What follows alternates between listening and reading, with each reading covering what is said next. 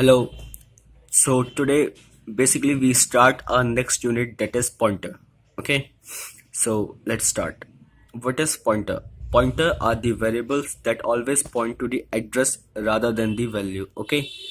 Which means pointer is a variable which store or point to the address of other variable. And we declare pointer as first we write the data type and then the asterisk symbol, then variable name, semicolon. Okay. Here I write two examples.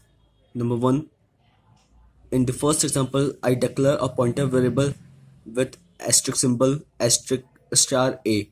It is a pointer variable which denotes the value.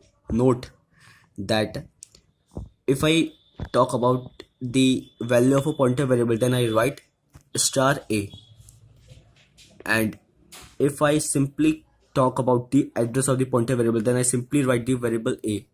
As you can see in the right hand side, a denotes the address of variable, and in the next example I simply write or initialize or declare a variable a which is of int type, and if I talk about the address of the variable a, then I write and a which denotes the address of the variable a, and if I talk about the value, its values a. Okay, as you can see here, let's suppose I initialize or declare a pointer variable int star b, and in the next line I write b equal to ampersand a, which means b is a pointer variable which denotes the address of the other variable. Okay, and let's suppose a has address 4, sorry, 100, it can be anything.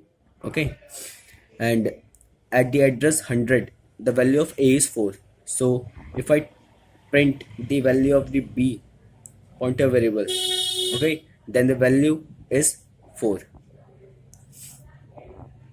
So today we learn basically the what is pointer, its declaration, and the difference between the normal variable and the pointer variable.